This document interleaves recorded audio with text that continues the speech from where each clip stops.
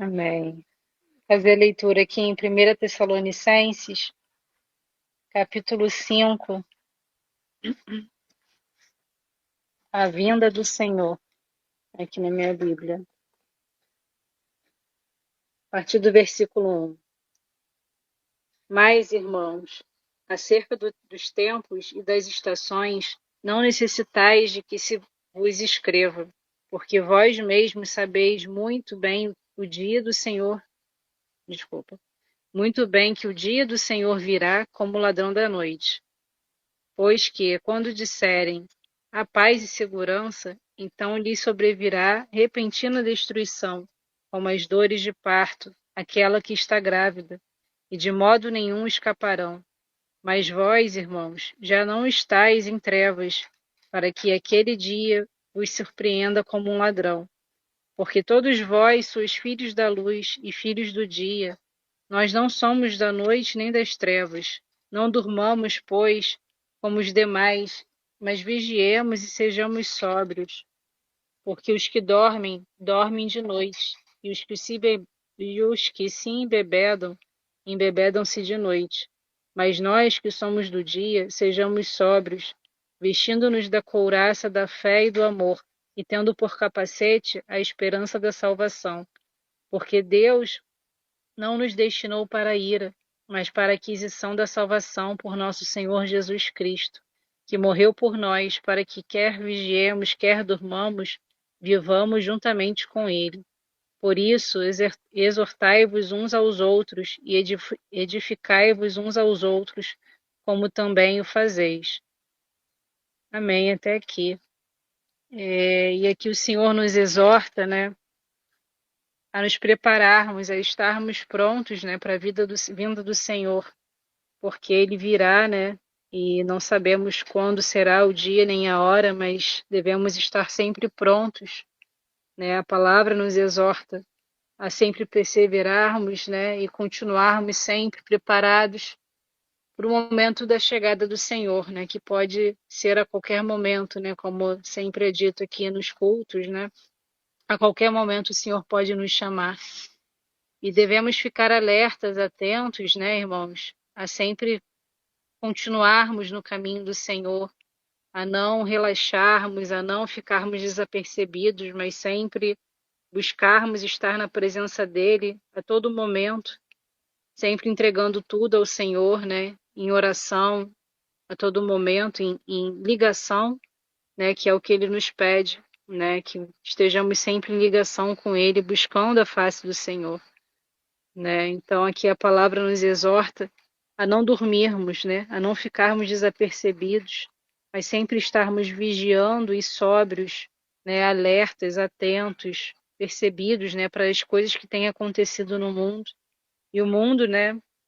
Temos visto aí guerras, rumores de guerras, e a palavra diz que as coisas serão piores ainda, né?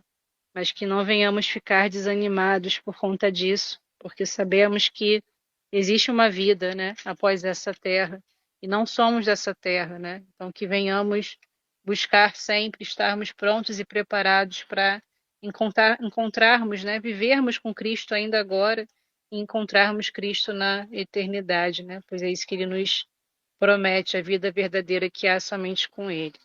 Amém, irmãos? Agradeço a minha oportunidade. Jesus fala isso, né, irmãos? Lá em João, no capítulo 17, né? Que ele deu a sua palavra, versículo 14. Dei-lhes a tua palavra e o mundo os odiou, porque não são do mundo. Porque não são do mundo, assim como eu não sou do mundo. Não peço que os tires do mundo, mas que os livres do mal. Não são do mundo, como eu do mundo não sou. Nós vivemos neste mundo, irmãos, mas nós não podemos ser deste mundo. Amar este mundo, colocar a nossa força, a nossa confiança, que o mundo, como eu já ouvi de muitos, eu creio que os irmãos também, que não, vai melhorar, o Brasil vai melhorar, não tem jeito sim, você tem que ter esperança. Não, o mundo vai passar por uma transformação. Os espíritas falam muito isso. Vai passar por uma transformação para melhor. Só que só está piorando, o tempo todo piorando, mas para eles vai passar por algo melhor. Vai passar por algo melhor para aqueles que esperam em Jesus Cristo, que colocam a sua confiança em Jesus. Quanto a irmã Juliane trazia dessa vigilância, que para que sejamos sóbrios, o Senhor me lembrava aqui em 1 Coríntios 5, de um certo varão que estava cometendo um pecado grande de fornicação, se deitando com a esposa do seu pai.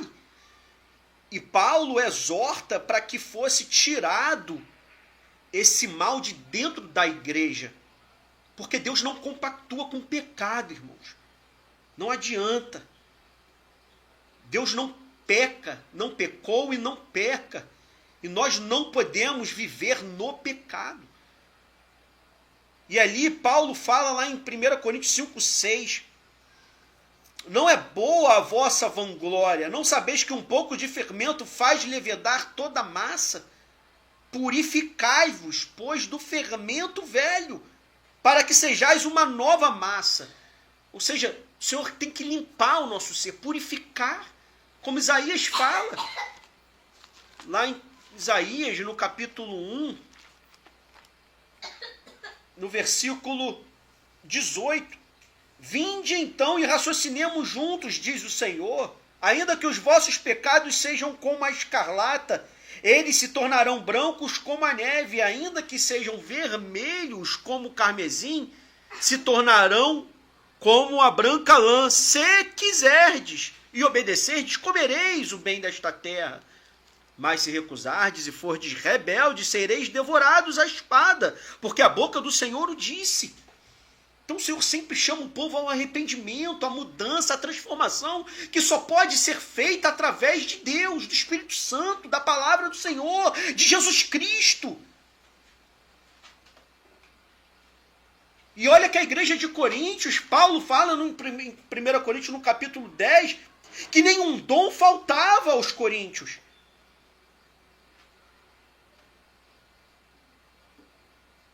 Mas estava sendo condescendente com o pecado. Como o irmão Lucas trouxe no último culto, que não podemos passar a mão na cabeça, irmãos. Primeiro temos que vigiar conosco mesmo. Observar os nossos caminhos, à luz da palavra. E não podemos passar a mão na cabeça daquele que está em pecado diante de Deus. Temos que falar, primeiro tirar o que está nos nossos olhos, impedindo que vejamos o pecado. E depois que tira o pecado, venhamos anunciar e trazer essa luz aos irmãos. Aqueles que estão no nosso meio, para que tire esse fermento velho, para que sejamos uma nova massa. E ele continua, assim como estáis, sem fermento, porque Cristo é a nossa Páscoa. E foi sacrificado por nós. Lá no Antigo Testamento, em Êxodo, eles passaram o sangue dos cordeiros nos umbrais das suas portas, para que a morte passasse sobre cada casa, e ali não viesse o mal sobre quem tivesse o sangue marcado. A figura de Cristo. Cristo já veio, já morreu por nossos pecados. Agora, como depois que ele veio, morreu por nossos pecados, nós recebemos o Senhor Jesus Cristo como nosso Senhor e nosso Salvador, vamos continuar no pecado ou vamos estar em pecado? Não podemos, temos que abandonar. Vai a semana de comemoração da Páscoa, mas nem sabem qual é o verdadeiro significado. Em Cristo se encerra todas as coisas. Ele é a nossa Páscoa. Não é um dia comemorado pelo mundo ou uma parte dele que nos faz participantes de Cristo. Mas é a vida que vivemos diante dele, vivendo o Evangelho, obedecendo o Evangelho, vivendo o Senhor Jesus Cristo, obedecendo o Senhor. Então temos que estar vigilantes, atentos para o que o Senhor quer fazer conosco em nossas vidas, porque muito se preocupa com a vinda do Senhor Jesus. E temos que estar preocupados mesmo, e vigilantes e atentos, como foi exortado aqui. Mas o que adianta? Cristo vai voltar, vai arrebatar a igreja. E a igreja de Cristo como está? Está dispersa? Está dormindo? Dormiu sem o azeite? Como em Mateus 25, das 5 virgens loucas? A igreja de Cristo tem que ser prudente, obediente, zelosa, sujeita à palavra do Senhor, ao Espírito Santo, para que quando o Senhor voltar, na hora, no dia, que não sabemos, nós estarmos com Ele. Ele pode voltar hoje, amanhã. E aí? Onde está o nosso coração? Onde estão os nossos olhos? Para quem estamos olhando? Qual é o nosso alvo? Nosso alvo ainda é esse mundo?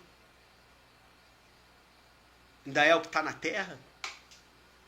Não pode ser, irmãos. Nosso alvo tem que ser Cristo. Viver por Cristo. Morrer por Cristo.